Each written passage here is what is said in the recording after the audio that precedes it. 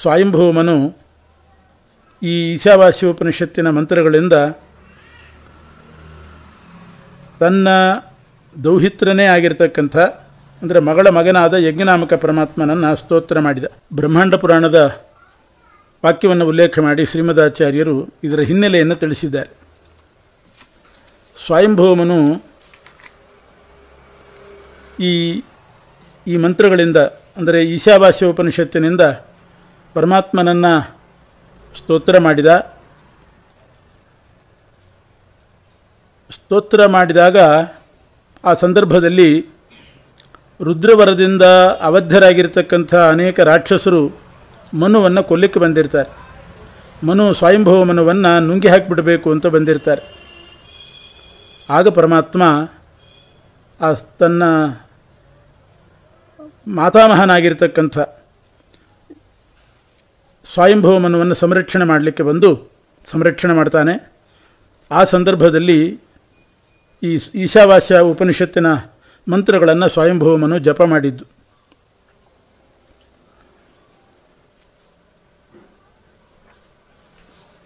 ಅಂದರೆ ಆ ಮನುವನ್ನು ಸಂರಕ್ಷಣೆ ಮಾಡಿದ ಅವತಾರ ಯಜ್ಞನಾಮಕ ಪರಮಾತ್ಮನ ಅವತಾರ, ಸ್ವಯಂಭವ ಮನುವಿನ ಮೊಮ್ಮಗ. ಈಶಾವಾಸ್ಯೋಪನಿಷತ್ತು ಕೂಡ ಮಾನವರ ಮೇಲೆ ರಾಕ್ಷಸರ ಅಥವಾ ರಾಕ್ಷಸಿ ಸಂಪತ್ತಿನ ಆಕ್ರಮಣವಾದಾಗ ಅಂಥ ಆ ರಾಕ್ಷಸ ಪ್ರವೃತ್ತಿಯನ್ನು ತಡೆಗಟ್ಟಿ ಆ ಮಾನವರನ್ನು ಉಳಿಸ್ತಕ್ಕಂಥ ಕೆಲಸ ಮಾಡೋದು ಈಶಾವಾಸ್ಯೋಪನಿಷತ್ತು. ಯಜ್ಞನಾಮಕ ಪರಮಾತ್ಮನೂ ಕೂಡ ಹಾಗೆ. ಅವನು ಬರೀ ಮನುವನ್ನು ಸಂರಕ್ಷಣೆ ಮಾಡಿದ ಅಂತ ಅಷ್ಟೇ ಭಾವಿಸಬಾರ್ದು. ಎಲ್ಲ ಮಾನವರಿಗೆ ಪ್ರತಿನಿಧಿ ಮನು. ಅಂಥ ಮನುವನ್ನು ಯಜ್ಞನಾಮಕ ಪರಮಾತ್ಮ ಸಂರಕ್ಷಣೆ ಮಾಡಿದ. ಹಾಗೆ ಸಮಸ್ತ ಮಾನವರನ್ನು ಯಜ್ಞನಾಮಕ ಪರಮಾತ್ಮ ಸಂರಕ್ಷಣೆ ಮಾಡ್ತಾನೆ. ಆದರೆ ಮನು ಈಶಾವಾಸ್ಯಾದಿ ಮಂತ್ರಗಳಿಂದ ಸ್ತೋತ್ರ ಮಾಡ್ತಾ ಇದ್ದ. ದೇವರನ್ನು ಯಾರು ಸ್ತೋತ್ರ ಮಾಡ್ತಾರೆ ಅಂಥ ಮಾನವರನ್ನು ಯಜ್ಞನಾಮಕ ಪರಮಾತ್ಮ ಸಂರಕ್ಷಣೆ ಮಾಡ್ತಾನೆ ಅಂತ ಇದರ ತಾತ್ಪರ್ಯ. ಭಗವಂತನ ಜ್ಞಾನವನ್ನು ಉಂಟು ಮಾಡಲಿಕ್ಕೆ ಈ ಉಪನಿಷತ್ತು ಹೊರಟಿದೆ. ಅದರ ಅರ್ಹತೆ ಏನು? ಸಮೀಚೀನ ಜ್ಞಾನ ಬರಬೇಕಾದ್ರೆ, ಭಗವಂತನ ತತ್ವಜ್ಞಾನ ಬರಬೇಕಾದರೆ ಆಸೆ ಬಿಡಬೇಕು, ವೈರಾಗ್ಯ ತಾಳಬೇಕು, ನಿತ್ಯ ಕರ್ಮಗಳನ್ನು ಅನುಷ್ಠಾನ ಮಾಡಬೇಕು. ಅದನ್ನೆಲ್ಲ ನಿರೂಪಣೆ ಮಾಡಿದ್ದಾರೆ. ಮುಖ್ಯವಾಗಿ ಭಗವಂತನ ತತ್ವ ಹೇಳುವಾಗ ಅನೇಜನ್ ನಿರ್ಭಯತ್ವಾತ್, ಪರಮಾತ್ಮ ಯಾರಿಗೂ ಹೆದರುವವನಲ್ಲ, ನಿರ್ಭಯ ಅವನು. ಆದ್ದರಿಂದ ಅವನನ್ನು ಅನೇಜತ್ ಅಂತ ಕರೀತಾರೆ. ಭಯ ಕಂಪನೆ ಇದು ಪರಮಾತ್ಮನಿಗಿಲ್ಲ.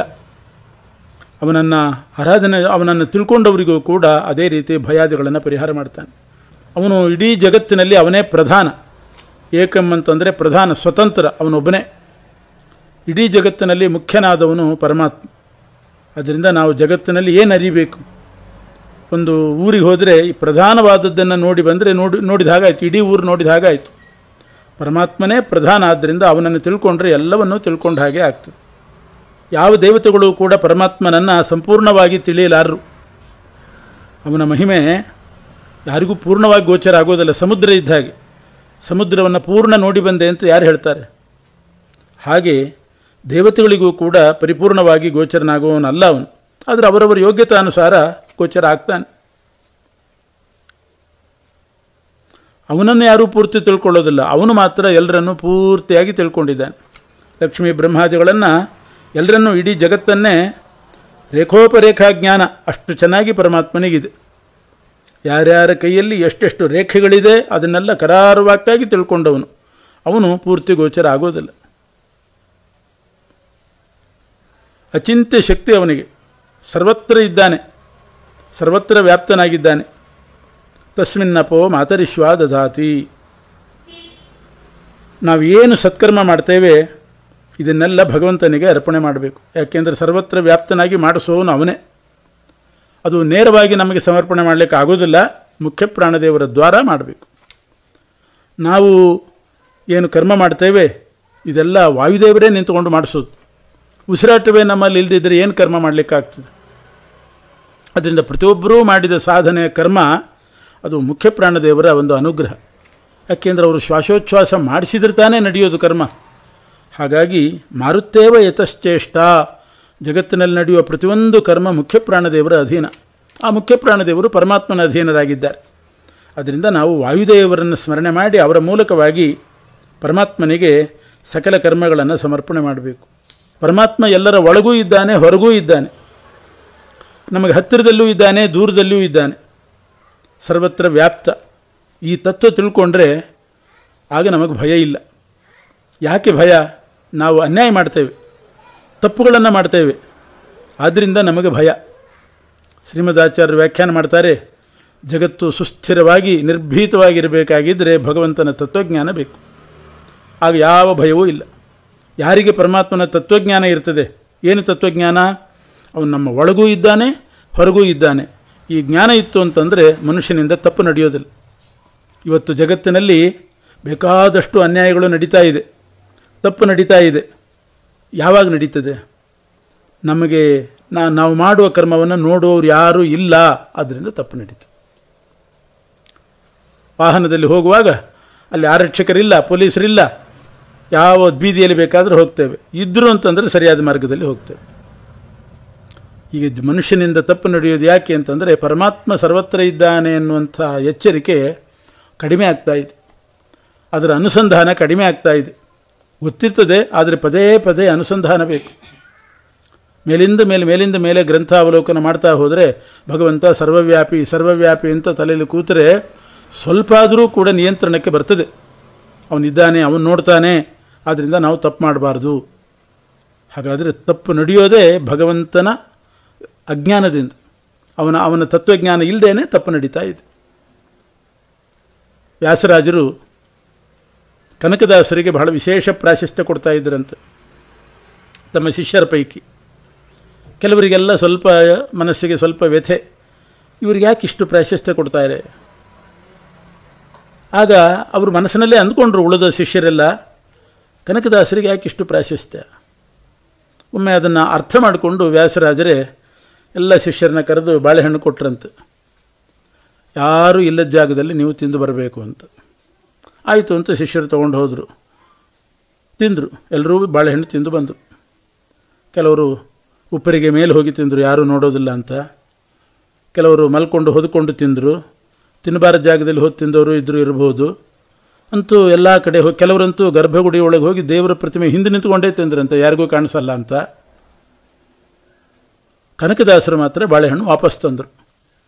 ಏನು ಕನಕ ತಂದಿದ್ದೀಯಲ್ಲ ಅಂದರೆ, ಯಾರೂ ಇಲ್ಲದ ಜಾಗದಲ್ಲಿ ತಿನ್ನಬೇಕು ಅಂತ ಆಜ್ಞೆ ಮಾಡಿದಿರಿ, ಅಂಥ ಜಾಗನೇ ಸಿಗಲಿಲ್ಲ ಅಂದಂತ ಕನಕ. ಯಾಕೆಂದರೆ ಅಂತರ್ಬಹಿಶ್ಚ ತತ್ಸರ್ವಂ ವ್ಯಾಪ್ಯ ನಾರಾಯಣ ಸ್ಥಿತ, ಎಲ್ಲಿ ನೋಡಿದರೂ ದೇವರು ನೋಡ್ತಾ ಇದ್ದಾನೆ ಅಂತಲೇ ನನಗೆ ಅನುಸಂಧಾನ ಬಂತು. ಆದ್ದರಿಂದ ದೇವರ ಕಣ್ಣು ತಪ್ಪಿಸಿ ನನಗೆ ತಿನ್ನಲಿಕ್ಕೆ ಆಗಲೇ ಇಲ್ಲ ಅಂತ ವಾಪಸ್ ತಂದಿಡ್ತಾನೆ. ಆ ಮಾತು ಎರಡೆರಡು ಸಲ ಹೇಳಿಸಿ ವ್ಯಾಸರಾಜರು ಹೇಳಿದ್ರಂತೆ, ನಾನು ಯಾಕೆ ಕನಕದಾಸರಿಗೆ ಪ್ರಾಶಸ್ತ್ಯ ಕೊಡ್ತೇನೆ ಅಂದರೆ, ಎಷ್ಟು ಪರಮಾತ್ಮನ ಅನುಸಂಧಾನ ಇದೆ ನೋಡ್ರಿ. ದೇವರು ಎಲ್ಲ ಕಡೆ ಇದ್ದಾನೆ ಅಂತನ್ನುವ ಅನುಸಂಧಾನ ಕ್ಷಣ ಕ್ಷಣಕ್ಕೂ ಅವರಿಗೆ ಬರ್ತಾ ಇದೆ. ಆದ್ದರಿಂದ ಅವರಿಂದ ತಪ್ಪು ಮಾಡಲಿಕ್ಕೆ ಆಗ್ತಾ ಇಲ್ಲ. ಉಳಿದವರಿಗೆ ಗ್ರಂಥ ಹಿಡ್ಕೊಂಡಾಗ ಏನಾದರೂ ಬರಬಹುದೇ ಹೊರತು ಮತ್ತು ಆ ಪ್ರಜ್ಞೆ ಇರ್ತದ? ಸಾಧಾರಣ ಇರೋದಿಲ್ಲ. ಹಾಗಾಗಿ ನಮ್ಮ ಹತ್ತಿರದಲ್ಲೂ ಇದ್ದಾನೆ, ನಮ್ಮ ದೂರದಲ್ಲೂ ಇದ್ದಾನೆ, ನಮ್ಮ ಒಳಗೂ ಇದ್ದಾನೆ, ಹೊರಗೂ ಇದ್ದಾನೆ. ಈ ತತ್ವಜ್ಞಾನ ಬಂದಾಗ ಅವನಿಗೆ ಸಂಸಾರದ ಭಯ ಇಲ್ಲ. ಯಾಕೆಂದರೆ ಅವನಿಂದ ತಪ್ಪು ನಡೆಯೋದಿಲ್ಲ ಅಂದಮೇಲೆ ಭಯ ಇಲ್ಲ. ಯಾರು ತಪ್ಪು ಮಾಡ್ತಾನೆ ತನ್ನ ನೆರಳಿಂದಲೇ ಭಯಪಡ್ತಾನಂತವ. ತಾನು ಹೋಗ್ತಿರ್ತಾನೆ, ತನ್ನ ನೆರಳು ಬಿದ್ದರೆ ಯಾರೋ ಬಂದ ಹಾಗೆ ಭಯಪಡ್ತಾನೆ, ತನ್ನ ನೆರಳಿಗೆ ತಾನು ಹೆದರ್ತಾನೆ ಅಂತ. ಯಾಕೆ? ತಪ್ಪು ಮಾಡಿದ್ದಾನೆ ಒಳಗಡೆ. ಆದರೆ ಪರಮಾತ್ಮನ ಅನುಸಂಧಾನ ಇದ್ದಾಗ, ಆ ತಪ್ಪು ನಡೀದೇ ಇದ್ದಾಗ ಭಯ ಇಲ್ಲ. ಇದನ್ನು ಈ ಮಂತ್ರ ಹೇಳ್ತಾ ಇದೆ.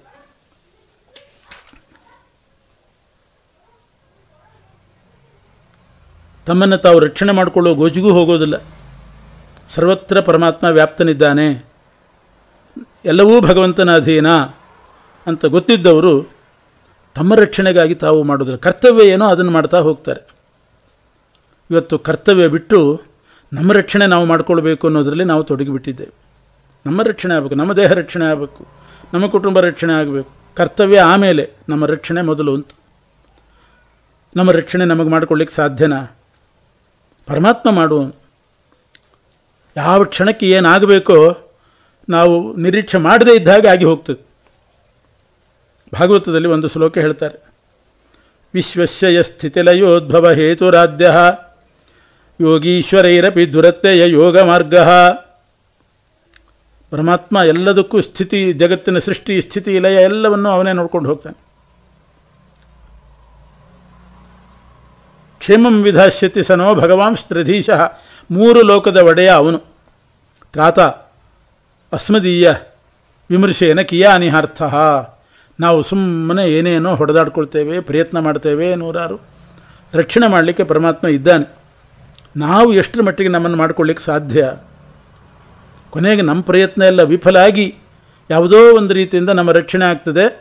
ನಾವು ಮಾಡಿದ ಪ್ರಯತ್ನ ಎಲ್ಲ ವಿಫಲ ಅಂತ ನಮಗೆ ಅನುಭವಕ್ಕೆ ಬರ್ತದೆ. ರಕ್ಷಣೆ ಹೇಗೋ ಆಗಿರ್ತದೆ, ನಮ್ಮಿಂದ ನಮಗೆ ಆಗಿದೆ ಅಂತ ಅನಿಸೋದಿಲ್ಲ. ಆವಾಗ ನಾವು ಮಾಡಿಕೊಂಡ್ವಿ ಅಂತ ಅನಿಸೋದಿಲ್ಲ. ನಾವು ಪ್ರಯತ್ನ ಮಾಡ್ತಿರ್ತೀವಿ, ಆದರೆ ಯಾರೋ ಬಂದು ರಕ್ಷಣೆ ಮಾಡಿಬಿಟ್ಟಿರ್ತಾರೆ. ಈ ಎಚ್ಚರಿಕೆ ಬೇಕು. ಆವಾಗ ನಮ್ಮನ್ನು ರಕ್ಷಣೆ ಮಾಡಿಕೊಳ್ಳುವ ಗೋಜಿಗೆ ಹೋಗದೆ ಕರ್ತವ್ಯ ನಿಷ್ಠತೆ ಬರ್ತದೆ. ಜಡಭರತರಿದ್ದರು. ಭಾಗವತದಲ್ಲಿ ಅವರ ಕಥೆ ಇದೆ ಜಡಭರತರದ್ದು. ಅವರನ್ನು ಒಂದು ಸಲ ಅವರು ಅವಧೂತರಾಗಿದ್ದರು. ಅವಧೂತರು ಅಂದರೆ ಯಾವುದನ್ನು ಹಚ್ಚಿಕೊಳ್ತಿದ್ದಿಲ್ಲ, ಯಾರ ಹತ್ರ ಮಾತಾಡ್ತಿದ್ದಿಲ್ಲ, ಏನು ಸಿಕ್ತೋ ಅದನ್ನು ತಿನ್ನೋದು, ಎಲ್ಲಿ ಆದರೆ ಅಲ್ಲಿ ಮಲ್ಕೊಳ್ಳೋದು, ಹೀಗಿದ್ದರು ಜಡಭರತರು.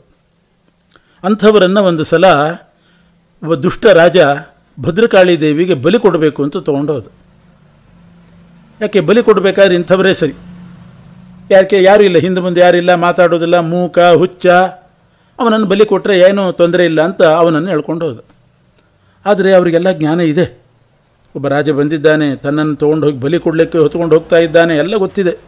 ಆದರೂ ಕೂಗಲಿಲ್ಲ, ಯಾರನ್ನು ಕರೀಲಿಲ್ಲ, ಬಿಡಿಸ್ಕೊಳ್ಳೋ ಪ್ರಯತ್ನ ಮಾಡಲಿಲ್ಲ.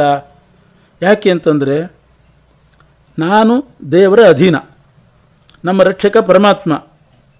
ನಾವು ಇನ್ನೊಬ್ಬರನ್ನ ಕರೆದ್ರೆ ಅವ್ರು ರಕ್ಷಣೆ ಮಾಡ್ತಾರೋ ಇಲ್ಲೋ, ಅವು ಮಾಡದೇನೂ ಇರ್ಬೋದು. ಆದರೆ ಪರಮಾತ್ಮ ಹಾಗಲ್ಲ, ಅವನಿಗೆ ಕಾಣಿಸ್ತಾ ಇದೆ. ನನ್ನನ್ನು ಇವರು ದುಷ್ಟರಾಜರು ಬಲಿ ಕೊಡ್ಲಿಕ್ಕೆ ತೊಗೊಂಡು ಹೋಗ್ತಿದ್ದಾರೆ ಅಂತ ಅವನಿಗೆ ಕಾಣಿಸ್ತಾ ಇದೆ. ಅವನೇ ನನ್ನನ್ನು ಸೃಷ್ಟಿ ಮಾಡಿದ್ದು, ರಕ್ಷಣೆ ಮಾಡೇ ಮಾಡ್ತಾನೆ.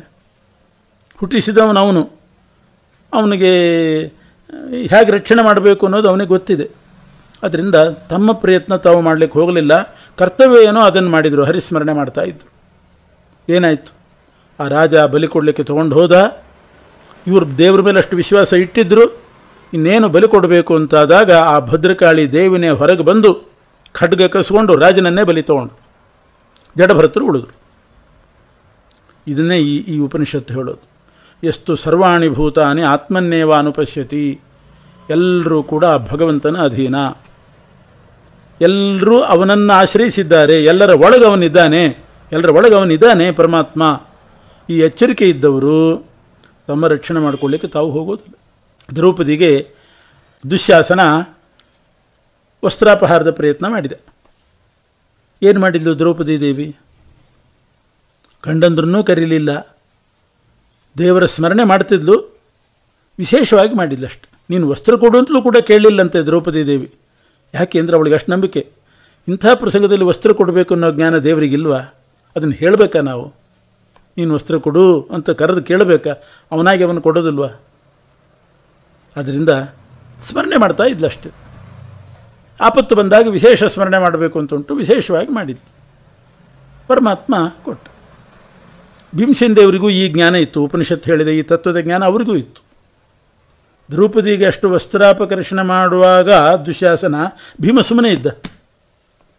ಆವಾಗೇನೂ ಮಾಡಲಿಲ್ಲ, ಪ್ರತಿಭಟನೆ ಮಾಡಲಿಲ್ಲ, ಎದ್ದೇಳಲಿಲ್ಲ. ಅವನ ಕೈ ಮುರಿದು ಬಿಡ್ಬೋದಾಗಿತ್ತು ದುಶ್ಯಾಸನಂದು. ಏನೂ ಮಾಡಲಿಲ್ಲ. ಯಾಕೆ ಅಂದರೆ ದೇವರ ಸಂಕಲ್ಪ ತಿಳ್ಕೊಂಡು ಸುಮ್ಮನೆ ಕೂತಿದ್ರಂತೆ ಭೀಮಸೇನ ದೇವರು.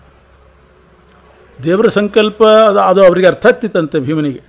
ನಾನೀಗ ಏನು ಮಾಡಬೇಕು, ದೇವರ ಸಂಕಲ್ಪ ಏನಿದೆ ಅಂತ ಅದನ್ನು ತಿಳ್ಕೊಂಡು ಮಾಡ್ತಿದ್ರಂತೆ. ನಮಗೆ ಗೊತ್ತಾಗೋದಿಲ್ಲ ಹಾಗೆ. ಅದು ಭೀಮಸೇನ ದೇವರ ವಿಶೇಷ ವ್ಯಕ್ತಿತ್ವ. ಒಂದು ಹೆಜ್ಜೆ ಇಡಬೇಕಾದ್ರೆ ಕೃಷ್ಣನ ಮನಸ್ಸು ನೋಡ್ತಿದ್ರಂತೆ. ಅವನಲ್ಲಿ ಹೋಗಲಿ ಭೀಮ ಹೋಗಲಿ ಅಂತಿದ್ರೆ ಹೊರಡೋದು, ಇಲ್ಲದಿದ್ದರೆ ಇಲ್ಲ. ಆಗ ದ್ರೌಪದಿಗೆ ಇಂಥ ಕ್ಲೇಶ ಬಂದಾಗ ಕೃಷ್ಣನ ಮನಸ್ಸು ನೋಡಿದರು ಭೀಮಸೇನ ದೇವರು. ಸುಮ್ಮನೆ ಕೂಡಲಿ ಅಂತಿತ್ತು. ಅದನ್ನು ಅರ್ಥ ಮಾಡಿಕೊಂಡು ಸುಮ್ಮನೆ ಕೂತರು. ನನ್ನ ಮನಸ್ಸು ಅರ್ಥ ಮಾಡಿಕೊಂಡು ಭೀಮ ಸುಮ್ಮನೆ ಕೂತಿದ್ದಾನಲ್ಲ ಅಂತ ಪರಮಾತ್ಮನಿಗೆ ವಿಶೇಷ ವಾತ್ಸಲ್ಯ ಬಂತು. ತನ್ನ ಹೆಂಡತಿಗೆ ಅಷ್ಟು ಅವಮಾನ ಮಾಡುವಾಗ ನನಗೆ ಬೆಲೆ ಕೊಟ್ಟು ನನ್ನ ಸಂಕಲ್ಪಕ್ಕೆ ಬಂದಿಲ್ಲ, ಸುಮ್ಮನೆ ಕೊಡು ಅಂತ ಹೇಳಿ ಕೂತಿದ್ದಾನಲ್ಲ, ಅದಕ್ಕೆ ತಾನು ಅಕ್ಷಯಾಂಬರ ಕೊಟ್ಟ ಕೃಷ್ಣ. ಹೀಗೆ ಭೀಮ ಮತ್ತು ಕೃಷ್ಣನ ಮನಸ್ಸಿನ ವ್ಯವಹಾರ ಹಾಗೆ. ಜ್ಞಾನಿಗಳು ಪರಮಾತ್ಮನ ತತ್ವ ತಿಳ್ಕೊಂಡವರು ಆ ರೀತಿ ಇರ್ತಾರಂತೆ. ವಿಜಯಧ್ವಜ ತೀರ್ಥರ ಚರಿತ್ರೆಯಲ್ಲಿ ಬರ್ತದೆ. ಕಣ್ವತೀರ್ಥ ಅಂತ ಉಡುಪಿ ಹತ್ತಿರನೇ ಇದೆ, ಮಂಗಳೂರು ಹತ್ತಿರ. ಅಲ್ಲಿ ಸಮುದ್ರ ತೀರದಲ್ಲಿ ಅವರು ತಪಸ್ಸು ಮಾಡ್ತಾ ಕೂತಿದ್ದಾರೆ. ಪೋರ್ಚುಗೀಸರು ಕಾಲ. ಅವರು ಬಂದು ಇವ್ರನ್ನೇನೋ ಮಾತಾಡಿಸಿದ್ರಂತೆ. ಮಾತಿಲ್ಲ, ಧ್ಯಾನ ಮಾಡ್ತಾ ತಪಸ್ಸು ಮಾಡ್ತಾ ಕೂತಿದ್ದಾರೆ. ಅವ್ರಿಗೇನು ಬುದ್ಧಿ ಬಂತೋ ಏನೋ, ವಿಜಯಧ್ವಜರನ್ನು ಎತ್ತಿ, ಅವ್ರಿಗೊಂಥರ ಕುತೂಹಲ ಆಯಿತು, ಮಾತಾಡೋದಿಲ್ಲ ಈ ಪ್ರಾಣಿ ಏನಿದು ಅಂತ. ಎತ್ತಿ ಹಡಗಿನಲ್ಲಿ ಇಟ್ಕೊಂಡು ಅವ್ರನ್ನ ಕರ್ಕೊಂಡು ಹೋಗ್ಬಿಟ್ರಂತೆ ಸಮುದ್ರದಲ್ಲಿ. ಸುಮಾರು ದೂರ ಇವರು ಸುಮ್ಮನೆ ಇದ್ದಾರೆ. ಸುಮಾರು ದೂರ ಹೋದ ಮೇಲೆ ಅವರಿಗೆ ಏನೋ ಭಯ ಆಯ್ತಂತೆ, ಪೋರ್ಚುಗೀಸರಿಗೆ. ಬೆಂಕಿ ಇದ್ದ ಹಾಗೆ ಆ ಥರ ಭಯ ಆಯಿತು. ಮತ್ತೆ ಹಡಗು ವಾಪಸ್ ತೊಗೊಂಡು ಬಂದು ಅವರನ್ನು ಎತ್ತಿ ಕೂಡಿಸಿದ ಜಾಗದಲ್ಲಿ ಕೂಡಿಸಿ ಹೋದ್ರಂತೆ. ಇದಿಷ್ಟು ಅವರ ಜೀವನದಲ್ಲಿ ನಡೆದದ್ದು. ಅದಕ್ಕೆ ಅವರು ಇದಕ್ಕೆ ಪ್ರಾಯಶ್ಚಿತ್ತ, ಅವರೆಲ್ಲ ಬಂದು ಮುಟ್ಟಿ ಸ್ವಲ್ಪ ಸಮುದ್ರಯಾನ ಮಾಡಿಸಿದರು ಅಂತ ಹೇಳಿ ಅದಕ್ಕೋಸ್ಕರ ಪ್ರಾಯಶ್ಚಿತ್ತ ಮಾಡಿಕೊಳ್ಬೇಕು ಅಂತ ಭಾಗವತಕ್ಕೆ ವ್ಯಾಖ್ಯಾನ ಮಾಡಿದ್ರಂತೆ. ಅದು ಪ್ರಾಯಶ್ಚಿತ್ತ. ಭಾಗವತ ಶ್ರವಣ ಪ್ರಾಯಶ್ಚಿತ್ತ, ಭಾಗವತಕ್ಕೆ ವ್ಯಾಖ್ಯಾನ ಮಾಡಿದರೆ ಪ್ರಾಯಶ್ಚಿತ್ತ. ಈ ರೀತಿ ಭಾಗವತಕ್ಕೆ ವ್ಯಾಖ್ಯಾನ ಬರೆದದ್ದು ಅದಕ್ಕೋಸ್ಕರ. ಪೂರ್ತಿ ಭಾಗವತಕ್ಕೆ ವ್ಯಾಖ್ಯಾನ ಮಾಡಿದರೂ ಪ್ರಾಯಶ್ಚಿತ್ತ ಆಯಿತು. ಅವರ ಭಾವನೆ ಹಾಗಿತ್ತು ನೋಡಿ. ಗ್ರಂಥ ಓದಿದರೆ, ಗ್ರಂಥ ರಚನೆ ಮಾಡಿದರೆ, ಅಥವಾ ಅದನ್ನು ಪಾರಾಯಣ ಮಾಡಿದರೆ ಅದೇ ದೊಡ್ಡ ಪ್ರಾಯಶ್ಚಿತ್ತ. ಈ ಥರ ಒಂದು ಅವರ ಘಟನೆ ನಡೆದದ್ದುಂಟು. ಯಾಕೆ ಕೂತಿದ್ದರು ಅವರು? ಭಗವಂತನ ಸಂಕಲ್ಪ ಅಂತ ಕೂತರು. ಜ್ಞಾನಿಗಳು ಹಾಗಿರ್ತಾರಂತ. ಇನ್ನು ಪರಮಾತ್ಮನ ತತ್ವ ಒಂದೊಂದು ಪದದಿಂದ ಹೇಳಿದ್ದಾರೆ. ಪರಮಾತ್ಮನಿಗೆ ಶುಕ್ರ ಅಂತ ಹೆಸರು. ನಾವು ಶುಕ್ರ ಗ್ರಹವನ್ನು ಶುಕ್ರ ಅಂತ ಕರಿತೇವೆ. ಶುಕ್ರಾಚಾರ್ಯರು ಅವರಿಗೆ ಶುಕ್ರ ಅಂತ ಕರಿತೇವೆ. ಆದರೆ ಮೂಲತಃ ಪರಮಾತ್ಮನ ಹೆಸರು ಶುಕ್ರ. ಅಂದರೆ ಏನು? ಶೋಕರಾಹಿತ್ಯಾತ್, ಯಾವ ಶೋಕವೂ ಇಲ್ಲದೇ ಇದ್ದವನು ಪರಮಾತ್ಮ. ಅದರಿಂದ ಅವನು ಶುಕ್ರ. ಬೇರೆಯವರಿಗೆ ಶೋಕ ಇಲ್ವೇ? ಪ್ರಸಿದ್ಧರಾದ ಶುಕ್ರಾಚಾರ್ಯರಿಗೆ ಎಷ್ಟು ಶ್ಲೋಕ ಆಯಿತು, ದುಃಖ ಆಯಿತು. ಶುಕ್ರಾಚಾರ್ಯ ಸಾಕಷ್ಟು ಅವರ ಜೀವನದಲ್ಲಿ ದುಃಖ ಅನುಭವಿಸಿದವರು ಅಂತ ಉಂಟು. ಪರಮಾತ್ಮ ನಿಜವಾದ ಯಾವ ಶೋಕವೂ ಇಲ್ಲದೇ ಇದ್ದವನು ಭಗವಂತ. ಅವನಿಗೆ ಶುಕ್ರ ಅಂತ ಹೆಸರು. ಔರಣಂ ಅಂದರೆ ನಿತ್ಯ ಪರಿಪೂರ್ಣ ಅಂತ ಅರ್ಥ. ಶುದ್ಧಂ ಅಂದರೆ ಪವಿತ್ರ. ಪಾವನತ್ವಾತ್, ಅವನ ಹೆಸರು ಹೇಳಿದರೆ ನಾವು ಪವಿತ್ರ ಆಗ್ತೇವೆ. ಪವಿತ್ರಾಣಾಂ ಪವಿತ್ರಂ ಯೋ ಮಂಗಲಾನಾಂಚ ಮಂಗಲಂ ಅಂತ ಏನಾದರೂ ಅಪಾವಿತ್ರ್ಯ ಬಂತು ಅಂತಂದರೆ ಪುಂಡರೀಕಾಕ್ಷ ಅಂತ ಹೇಳಿದರೆ ಪವಿತ್ರ ಆಗ್ತೇವೆ ಅಂತ. ಅಪವಿತ್ರ ಪವಿತ್ರೋವ ಸರ್ವಾವಸ್ಥಾಂಗತೋಪಿವ ಯಸ್ವರೇತ್ ಪುಂಡರೀಕಾಕ್ಷಂ ಸಭಾಷ್ಯಾಭ್ಯಂತರ ಶುಚಿ. ಪುಂಡರೀಕಾಕ್ಷನ ಸ್ಮರಣೆ ಮಾಡಿದರೆ ಒಳಗೆ ಹೊರಗೆ ಶುದ್ಧಿ ಆಗ್ತದೆ ಅಂತ ಉಂಟು. ದಿನ ಸಂಧ್ಯಾವಂದನಾದಿ ಕಾಲದಲ್ಲಿ ಅದನ್ನು ಹೇಳ್ಕೊಳ್ಳೋದುಂಟು. ಅಪವಿತ್ರ ಪವಿತ್ರೋವ ಅಂತ. ಭಾಷ್ಯಾಭ್ಯಂತರ ಶುಚಿ ಅಂದರೆ ಅವನ ನಾಮ ಸಂಕೀರ್ತನೆ ಮಾಡಿದವರನ್ನು ಪಾವನಗೊಳಿಸಬೇಕಾದ್ರೆ ಅವನು ಎಷ್ಟು ಪವಿತ್ರ ಆಗಿರಲಿಕ್ಕಿಲ್ಲ. ಔರಣಂ ಅಂದರೆ ಹಾಗರ್ಥ. ಪರಿಪೂರ್ಣ ಅಂತ ಅರ್ಥ. ಶುದ್ಧ ಅಂದರೆ ಪವಿತ್ರ. ಅಕಾಯಂ, ಲಿಂಗದೇಹ ಇಲ್ಲ ಅವನಿಗೆ. ಉಳಿದವರಿಗೆಲ್ಲರಿಗೂ ಲಿಂಗದೇಹ ಇದೆ. ಲಿಂಗದೇಹ ಇಲ್ಲದೆ ಇರೋದರಿಂದ ಅವನನ್ನು ಅಕಾಯ ಅಂತ ಕರೀತಾರೆ. ಅದೇ ನಮ್ಮ ಸಂಸಾರಕ್ಕೆ ಪುನಃ ಪುನಃ ಹುಟ್ಟೋದಕ್ಕೆ ಆ ಲಿಂಗದೇಹನೇ ಕಾರಣ. ಲಿಂಗದೇಹ ಭಂಗ ಆಯಿತು ಅಂದರೆ ಪುನರ್ಜನ್ಮ ಇಲ್ಲ. ಲಿಂಗದೇಹ ಇರೋ ತನಕ ಪುನರ್ಜನ್ಮ. ಅವನಿಗೆ ಅದು ಯಾವುದೂ ಇಲ್ಲ. ಸ್ಥೂಲ ದೇಹವೂ ಇಲ್ಲ. ಈ ಭೌತಿಕವಾದ ಪಂಚಭೂತಗಳಿಂದ ನಿರ್ಮಾಣವಾದ ಸ್ಥೂಲ ದೇಹನೂ ಇಲ್ಲ. ಇದಕ್ಕೆ ಕಾರಣವಾದ ಲಿಂಗದೇಹನೂ ಇಲ್ಲ. ಕೇವಲ ಜ್ಞಾನಾನಂದಮಯವಾದ ಅವನ ಸ್ವರೂಪ ಮಾತ್ರ ಇದೆ. ಅಸ್ನಾವಿರ ಅಂತ ಕರೀತಾರೆ. ಅಂದರೆ ಈ ಸ್ಥೂಲ ದೇಹ ಇಲ್ಲ, ಲಿಂಗದೇಹ ಇಲ್ಲ. ಸರ್ವಜ್ಞನಾಗಿದ್ದಾನೆ. ಮನೀಷಿ, ಕವಿ ಅಂದರೆ ಸರ್ವಜ್ಞ. ಮನೀಷಿ ಅಂತಂದರೆ ಎಲ್ಲರ ಮನಸ್ಸಿಗೆ ಅವನು ಸ್ವಾಮಿ. ಮನಸ್ಸಿಗೆ ಶಾಂತಿ ನೆಮ್ಮದಿ ಎಲ್ಲ ಅವನ ಅಧೀನ. ಅವನನ್ನು ಸ್ಮರಣೆ ಮಾಡಿದರೆ ಮನಸ್ಸಿಗೆ ನೆಮ್ಮದಿ ಶಾಂತಿ. ಎಲ್ರಿಗಿಂತಲೂ ಉತ್ತಮ. ಪರಿಭೂಹು, ಯಾರ ಆಶ್ರಯನೂ ಅವನಿಗೆ ಬೇಕಾಗಿಲ್ಲ. ಎಲ್ರಿಗೂ ಅವನಾಶ್ರಯ ಬೇಕು, ಅವನಿಗೆ ಯಾರ ಆಶ್ರಯನೂ ಬೇಕಾಗಿಲ್ಲ. ಈ ಜಗತ್ತನ್ನು ಯಥಾರ್ಥವಾಗಿ ನಿರ್ಮಾಣ ಮಾಡಿದವನು. ಸುಳ್ಳು ಜಗತ್ತಲ್ಲ, ಯಥಾರ್ಥವಾಗಿ ಸತ್ಯಭೂತವಾದ ಜಗತ್ತನ್ನು ಸೃಷ್ಟಿ ಮಾಡಿದವನು ಪರಮಾತ್ಮ. ಹೀಗೆ ಜಗತ್ ಸತ್ಯತ್ವ, ಅವನ ಪರಿಪೂರ್ಣತ್ವ, ಅವನ ನಿರಾಕಾರ ಅಂತ ಹೇಳ್ತಾರೆ. ನಿರಾಕಾರ ಅಂದರೆ ಈ ಭೌತಿಕವಾದ ರೋಗ ರುಜಿನಗಳಿಗೆ ಆಸ್ಪದವಾದ ಈ ದೇಹ ಇಲ್ಲ, ಆ ರೀತಿ ಅರ್ಥ. ಅದಕ್ಕೆ ಜ್ಞಾನಾನಂದ ಅವನ ತಲೆ, ಕೂದಲು, ಉಗುರು ಎಲ್ಲವೂ ಜ್ಞಾನಾನಂದಮಯ. ಸಕ್ಕರೆ ಅಚ್ಚಿನಿಂದ ಮಾಡಿರ್ತಾರಲ್ಲ, ಸಕ್ಕರೆ ಅಚ್ಚಿನಿಂದ ಒಂದು ಗೊಂಬೆ ಮಾಡಿದರೆ ಅದರ ಕಾಲು ಸಕ್ಕರೆ, ಕೈಯೂ ಸಕ್ಕರೆ, ಕೋಡು ಸಕ್ಕರೆ, ಎಲ್ಲ ಸಕ್ಕರೆಮಯ. ಹಾಗೆ ಪರಮಾತ್ಮನ ತಲೆಯಿಂದ ಹಿಡಿದು ಪಾದದವರೆಗೆ ಎಲ್ಲ ಅವಯವಗಳು ಕೂಡ ಜ್ಞಾನಾನಂದಮಯ. ಒಂದು ಕೂಡ ಅಶುದ್ಧವಾದದ್ದು ಅಂತಿಲ್ಲ. ಇದೇ ಪರಮಾತ್ಮನ ತತ್ವಜ್ಞಾನವನ್ನು ಪಡೀಬೇಕು. ಅನಾದ್ಯನಂತ ಕಾಲದಿಂದಲೂ ಒಬ್ಬನೇ ನಿಂತುಕೊಂಡು ಈ ಜಗತ್ತನ್ನು ಸೃಷ್ಟಿ ಮಾಡ್ತಿದ್ದಾನೆ. ಯಾರ ಸಹಾಯವೂ ಇಲ್ಲ, ಅವನು ಬದಲಾಗುವುದೂ ಇಲ್ಲ. ಇನ್ನು ಅವನನ್ನು ಪ್ರಾರ್ಥನೆ ಮಾಡುವ ಮಂತ್ರಗಳು, ಸೂರ್ಯಮಂಡಲದಲ್ಲಿರುವ ಆ ಭಗವಂತನ ಪ್ರಾರ್ಥನೆ ಮಾಡುವ ಮಂತ್ರಗಳನ್ನು ಹೇಳಿದ್ದಾರೆ. ಪೂಷನ್, ಇದೆಲ್ಲ ಪ್ರಾರ್ಥನೆ. ಪೂಷನ್ ಏಕರ್ಷೆ ಯಮ ಸೂರ್ಯ ಪ್ರಾಜಾಪತ್ಯ ವ್ಯೂಹರಶ್ಮೀನ್ ಸಮೂಹ ತೇಜೋ ಯತ್ತೇ ರೂಪಂ ಕಲ್ಯಾಣತಮಂ ತತ್ತೇ ಪಶ್ಯಾಮಿ. ಪೂಷನ್ ಅಂದರೆ ಪೂರ್ಣ ಅಂತ ಅರ್ಥ. ಏಕರ್ಷೆ, ನೀನು ಪ್ರಧಾನವಾದ ಜ್ಞಾನವುಳ್ಳವನಾಗಿದ್ದಿ. ಯಮ ಸರ್ವನಿಯಾಮಕನಾಗಿದ್ದಿ, ಆದ್ದರಿಂದ ಯಮ ಅಂತ ಹೆಸರು. ಯಮದೇವರಲ್ಲಿ ಅಂತರ್ಯಾಮಿನೂ ಹೌದು. ಸೂರ್ಯ, ಸೂರಿ ಪ್ರಾಪ್ಯ, ಸೂರ್ಯ ಅಂದರೆ ಸೂರಿಗಳಿಂದ, ಜ್ಞಾನಿಗಳಿಂದ ನೀನು ಪ್ರಾಪ್ಯನಾದವನು. ಎಲ್ಲ ಜ್ಞಾನಿಗಳು ನಿನ್ನ ಬಳಿ ಬಂದು ಸೇರ್ತಾರೆ. ಪ್ರಾಜಾಪತ್ಯ, ವಿಶೇಷವಾಗಿ ಚತುರ್ಮುಖ ಬ್ರಹ್ಮದೇವರಿಗೆ ಅನುಗ್ರಹ ಮಾಡಿ ಅವರನ್ನು ಬಳಿಯಲ್ಲಿಟ್ಟುಕೊಂಡವನು. ಆದ್ದರಿಂದ ಪ್ರಾಜಾಪತ್ಯ. ಇಂಥ ಪರಮಾತ್ಮನೇ, ನನ್ನ ಸ್ವರೂಪ ಜ್ಞಾನವನ್ನು ವಿಸ್ತಾರಗೊಳಿಸು. ಈ ಜ್ಞಾನ ಬರ್ತಾ ಇರ್ತದೆ, ಮಾನಸ ಜ್ಞಾನ, ಇದೇನು ಉಪಯೋಗ ಇಲ್ಲ.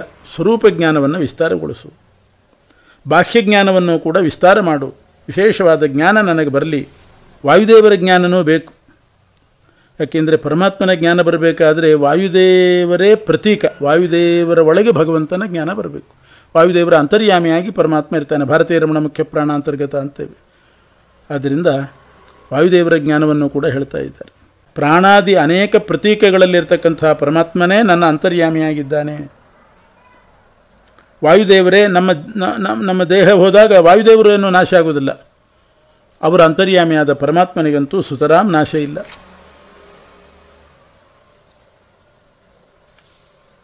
ನನ್ನ ಸತ್ಕರ್ಮಗಳನ್ನು ಮನಸ್ಸಿಗೆ ತಂದುಕೊಂಡು ನನ್ನನ್ನು ಅನುಗ್ರಹ ಮಾಡು. ಸ್ಮರ ಅಂದರೆ ಅನುಗ್ರಹ ಮಾಡು. ಜ್ಞಾನರೂಪಿಯಾದ ಪರಮಾತ್ಮನೇ, ನನ್ನ ಧ್ಯಾನಾದಿ ಕರ್ಮಗಳನ್ನು ನೀನು ಸ್ವೀಕಾರ ಮಾಡಿ ನನಗೆ ಅನುಗ್ರಹೋನ್ಮುಖನಾಗು ಅಂತ ಪ್ರಾರ್ಥನೆ. ಅಗ್ನಿಯಂತರ್ಗತ ಪರಮಾತ್ಮನನ್ನು ಪ್ರಾರ್ಥನೆ ಮಾಡಬೇಕು. ಆ ಶ್ಲೋಕ ಇದು ಎಲ್ಲ ಕಡೆ ಹೋಮ ಹವನಗಳು ನಡೆದಾಗ ಅಗ್ನಿ ಪ್ರದಕ್ಷಿಣೆ ಮಾಡುವಾಗ ಈ ಮಂತ್ರ ಹೇಳ್ತಾ ಇರ್ತಾರೆ. ಯಾಕೆಂದರೆ ಮೋಕ್ಷಕ್ಕೆ ಹೋಗುವವರು ಮೊದಲು ಹೋಗೋದು ಅಗ್ನಿಕುಮಾರ, ಅವನ ಲೋಕಕ್ಕೆ ಹೋಗಿ ಮುಂದಕ್ಕೆ ಹೋಗಬೇಕು. ಅರ್ಚಿರಾದಿ ಮಾರ್ಗ ಅಂತಾರೆ. ಮೋಕ್ಷಕ್ಕೆ ಹೋಗುವವರು ಮೊದಲು ಹೋಗೋದೇ ಅರ್ಚಿರ್ ಲೋಕಕ್ಕೆ.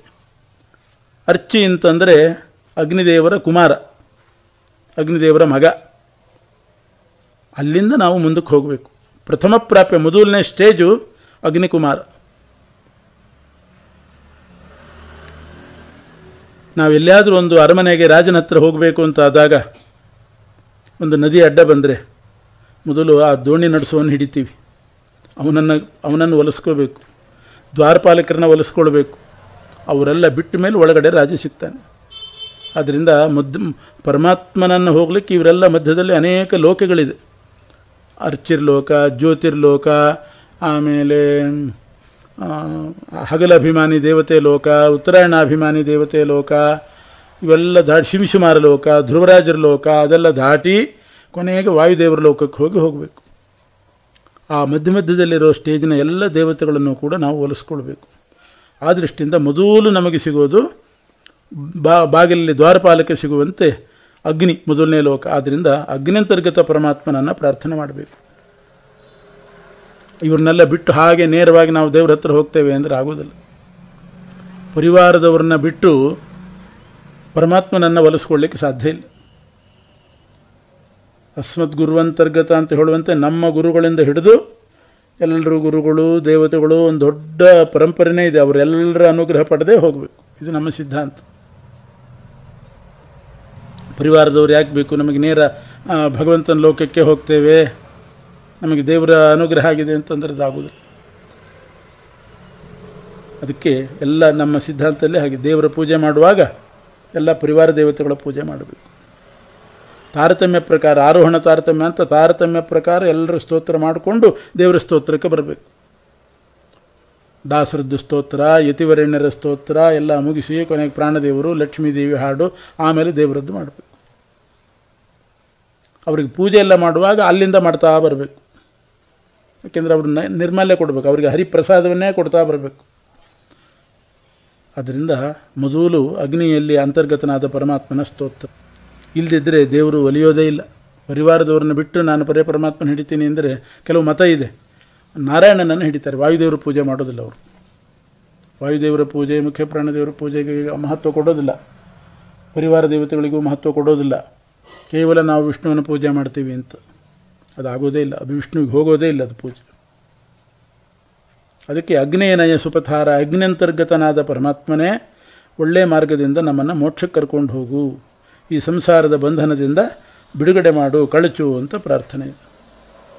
ಒಂದು ಲೋಕದ ಸುಮ್ಮನೆ ಒಂದು ಕಥೆ ರೂಢಿ.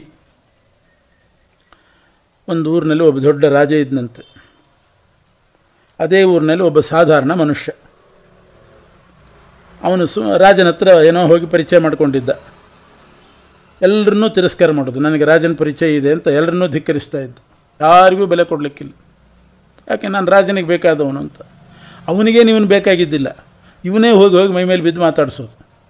ಎಲ್ಲಾದರೂ ದೊಡ್ಡ ಸಭೆ ಆದರೆ ಸುಮ್ಮನೆ ಹೋಗೋದು, ಆ ರಾಜನ ಕಿವಿಯಲ್ಲಿ ಏನೋ ಹೇಳೋದು, ಎಲ್ಲರ ಎದುರುಗಡೆ ತಾನು ಭಾರಿ ದೊಡ್ಡವನು ಅಂತ ತೋರಿಸ್ಕೊಳ್ಳಿಕ್ಕೆ ಇವೆಲ್ಲ ಮಾಡ್ತಿದ್ದಂತೆ. ಸರಿ, ರಾಜ ಅವನು ಗಂಭೀರ, ಏನು ಮಾಡುವ ಆಯ್ತಾಯಿತು ಅಂತ ಸುಮ್ಮನೆ ಮಾತಾಡ್ಕೊಂಡಿದ್ದ. ಇವನೇ ಪದೇ ಪದೇ ರಾಜನ ಹತ್ರ ಬರೋದು, ಏನಾದರೂ ಒಂದಿಷ್ಟು ಹೇಳೋದು, ರಾಜ ಕೇಳ್ಕೊಂಡು ಕಳಿಸ್ತಾ ಇದ್ದ ಅಷ್ಟೇ. ಆದರೆ ದ್ವಾರಪಾಲಕರನ್ನು, ಮಂತ್ರಿಗಳನ್ನು, ಬೇರೆ ಜನರನ್ನು ಯಾರನ್ನೂ ಹಚ್ಕೊಂಡಿಲ್ಲ, ಬೆಲೆ ಕೊಡ್ತಾ ಇದ್ದಿಲ್ಲ. ಭಾರಿ ಟಿ ವಿಯಿಂದ ಬರೋದು, ರಾಜನ ಹತ್ರ ಒಂದಿಷ್ಟು ಸುಮ್ಮನೆ ಮಾತಾಡಿ ಹರಟೆ ಹೊಡೆದು ಹೋಗೋದು. ಎಲ್ಲರನ್ನೂ ತಿರಸ್ಕಾರ ಮಾಡಿದ್ದ. ಕೊನೆಗೆ ಅವರೆಲ್ಲ ಸೇರಿ ಒಂದು ದಿವಸ ಸಮಾಲೋಚನೆ ಮಾಡಿದ್ರಂತೆ, ಈ ವ್ಯಕ್ತಿ ನಮಗೊಂದು ಚೂರು ಬೆಲೆ ಕೊಡೋದಿಲ್ಲ, ರಾಜ ಬೇಕಾದವನು ಅಂತ ನಮ್ಮನ್ನೆಲ್ಲ ತಿರಸ್ಕಾರ ಮಾಡ್ತಿದ್ದಾನೆ, ಇವನಿಗೆ ಸರಿಯಾಗಿ ಬುದ್ಧಿ ಕಲಿಸಬೇಕು ಅಂತ. ಸರಿ, ರಾಜನ ಮಂತ್ರಿ ತನ್ನ ಕೆಳಗಿನವರಿಗೆಲ್ಲ ಆದೇಶ ಕೊಟ್ಟನಂತೆ, ಒಂದು ಕೆಲಸ ಮಾಡಿ, ನಾಳೆ ಅವನು ಬಂದರೆ ಒಳಗೆ ಬಿಡಬೇಡಿ ಅಂತ ದ್ವಾರಪಾಲಕನಿಗೆ ಹೇಳಿದ. ಮೊದಲು ಒಳಗೆ ಬಿಡೋದು ಬೇಡ, ನೀನು ಏನು ಮಾಡ್ತಾನೆ ನೋಡೋಣ ಅಂತ. ಸರಿ, ಮರು ದಿವಸ ಅವನು ಬಂದ, ಮತ್ತೆ ಯಥಾ ಪ್ರಕಾರ ಬಂದರೆ ದ್ವಾರಪಾಲಕ ಅಡ್ಡ ಹಿಡ್ದ. ಏನೋ ಯಾರನ್ನ ತಿಳ್ಕೊಂಡಿದ್ದೆ, ನನ್ನ ರಾಜನಿಗೆ ತುಂಬ ಬೇಕಾದವನು, ರಾಜನ ಸ್ನೇಹಿತ ಇದಿರ್ಬೋದು, ನನಗಂತೂ ನನ್ನ ಮೇಲಧಿಕಾರಿಗಳು ಇವನು ಒಳಗೆ ಬಿಡಬೇಡ ಅಂತ ಹೇಳಿದ್ದಾರೆ, ನಾ ಬಿಡಲ್ಲ ಅಂತ ಅವನು. ಇನ್ನೇನು ಅವನ ಹತ್ರ ಜಗಳ ಆಡೋದು, ರಾಜನ ಸ್ನೇಹಿತ ಅಂತ ಅಂದ್ಕೊಂಡು ಅವನ ಹತ್ರ ಜಗಳ ಆಡ್ತಾ ಇದ್ರೆ ಚೆನ್ನಾಗಿರೋದಿಲ್ಲ ಅಂತ ಇವರೆಲ್ಲ ಏನೋ ಕುತಂತ್ರ ಮಾಡಿದ್ದಾರೆ ಅಂತ ವಾಪಸ್ ಹೋದ. ಮತ್ತೆ ಮರುದಿವಸ ಬಂದ, ಮರುದಿವಸನೂ ಅದೇ, ಇಲ್ಲ ಒಳಗೆ ಬಿಡೋದು, ನನ್ನ ಮೇಲಧಿಕಾರಿಗಳು ಹೇಳಿದ್ದಾರೆ ಒಳಗೆ ಬಿಡೋದಿಲ್ಲ ಅಂತ ಅವನು. ಸರಿ, ಕೊನೆಗೆ ರಾಜನಿಗೆ ಫೋನ್ ಮಾಡಿದ್ದಂತೆ, ಇವರೆಲ್ಲ ಸೇರಿ ಏನೋ ಕುತಂತ್ರ ಮಾಡಿದ್ದಾರೆ ಅಂತ ಫೋನ್ ಮಾಡಿದ. ಫೋನ್ ಮಾಡಿದರೆ ರಾಜ ತೆಗಿತಾನೇನು, ಮಂತ್ರಿ ತೆಗಿಯೋದು ಫೋನ್. ಆಮೇಲೆ ಇವು ರಾಜನಿಗೆ ಕೊಡಬೇಕೋ ಬಿಡೋ ವಿಚಾರ ಮಾಡಿ ಇವನು ಕೊಡೋದು. ತೆಗೆದು ಕೂಡಲೇ ನಾನು ಇಂಥವನು ಅಂತ ಅಂದಂತೆ ಇಟ್ಟೇ ಬಿಟ್ಟ ಫೋನ್. ರಾಜ ಕೇಳಿದಂತೆ, ಯಾರೋ ಮಾಡಿದ್ದಾರೆ, ಏನೋ ಕೆಲಸ ಇಲ್ದಿದ್ದವರು ಹಾಗೆ ಅಂತ ಅಂದ್ಬಿಟ್ಟ. ಸುಮ್ಮನೆ ಅದು ರಾಜ ಸುಮ್ಮನೆ, ಮಂತ್ರಿ ಹೇಳ್ದಂಗೆ ಕೇಳೋನು ಅವನು. ಆಮೇಲೆ ಏನು ಮಾಡಿದರು, ಫೋನ್ ಮಾಡಿದರೂ ಸರಿಯಾಗಿ ಉತ್ತರ ಕೊಡ್ತಾ ಇಲ್ಲ, ಇಟ್ಟುಬಿಡ್ತಾ ಇದ್ದಾರೆ. ಪತ್ರ ಹಾಕಿದ್ದಂತೆ, ಪತ್ರ ಬರೆದು ಹಾಕಿದ, ಪೋಸ್ಟ್ನಲ್ಲಿ ಬಂತು. ಅವನು ಕೊಡೋದು ರಾಜನಿಗೆಲ್ಲ, ಪೋಸ್ಟ್ಮನ್ ಬಂದು ದ್ವಾರಪಾಲಕನಿಗೆ ಕೊಟ್ಟ. ಅವನು ನೋಡಿದ, ಈ ವ್ಯಕ್ತಿದು ಅಂತ ಗೊತ್ತಾಯಿತು, ಅಲ್ಲೇ ಹರಿದು ಹಾಕಿಬಿಟ್ಟ. ಹೇಳಿದ್ದ ಮಂತ್ರಿ, ಅವನದಾದ್ರೆ ಹರಿದು ಹಾಕಿಬಿಡು ಅಂತ. ರಾಜನಿಗೆ ಸುದ್ದಿನೇ ಗೊತ್ತಿಲ್ಲ ಅವನು. ಏನು ಪ್ರಯತ್ನ ಮಾಡಿದರೂ, ಫೋನ್ ಮಾಡಿದರೂ ರಾಜನಿಗೆ ಹೋಗ್ತಾ ಇಲ್ಲ. ಯಾರ ಕೈಲಾದರೂ ಹೇಳಿ ಕಳಿಸಿದರೆ ಅವರನ್ನು ದ್ವಾರಪಾಲಕರು ಏನು ಎಂಥದ್ದು ಅಂತ ಮಂತ್ರಿ ವಿಚಾರ ಮಾಡಿ ಆಮೇಲೆ ರಾಜನ ಹತ್ರ ಕಳಿಸೋನು. ಇವನು ಸುದ್ದಿನೇ ರಾಜನಿಗೆ ಬರದೇ ಇದ್ದಾಗ ಮಾಡಿಬಿಟ್ಟ. ಭಾಳ ಚಿಂತೆ ಆಯಿತು ಇವನಿಗೆ. ಇವರೆಲ್ಲ ಸೇರಿ ನನಗೆ ಇದು ಮಾಡ್ತಿದ್ದಾರೆ, ಏನು ಮಾಡಿ, ರಾಜನಿಗೆ ಏನಾದರೂ ಮಾಡಿ ಇವ್ರ ಬಗ್ಗೆ ಹೇಳಬೇಕು, ಇವ್ರು ನಾನು ಒಳಗೆ ಬಿಡ್ತಾ ಇಲ್ಲ ಅಂತ ಹೇಳಬೇಕು. ಕೊನೆಗೆ ವಿಚಾರ ಮಾಡಿದ, ಒಂದು ಪೇಪರ್ ನೋಡಿದಂತೆ, ಇವತ್ತು ರಾಜನಿಗೆ ಮೆರವಣಿಗೆ, ಹುಟ್ಟಿದ ಹಬ್ಬ ಮೆರವಣಿಗೆ ಅಂತ ಪೇಪರಲ್ಲಿ ಹಾಕಿದ್ರು. ಭಾಳ ಸಂತೋಷ ಆಯಿತು. ರಾಜನೇ ಬೀದಿಯಲ್ಲಿ ಮೆರವಣಿಗೆಯಲ್ಲಿ ಹೊರಗೆ ಬರ್ತಾನೆ, ಅಲ್ಲಿ ಹೋಗಿ ಹೇಳಿದರೆ ಆಯಿತು ರಾಜನಿಗೆ ಅಂತ. ಗೊತ್ತಿತ್ತು ಮಂತ್ರಿಗಳಿಗೆಲ್ಲ, ಭಾಳ ಬುದ್ಧಿವಂತಿಕೆ ಮಾಡಿದರು.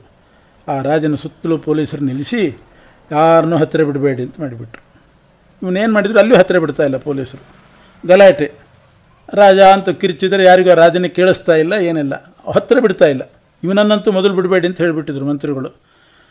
ಇವನನ್ನು ಬಿಡಲೇ ಇಲ್ಲ, ಬಂದರೆ ಸಾಕು ಹಿಂದೆ ದಬ್ತಾ ಇದ್ದರು. ಏನು ಮಾಡೋದು ಅಂತ ಯೋಚನೆ ಮಾಡಿದ. ಸ್ವಲ್ಪ ದೂರ ಹೋದನಂತೆ.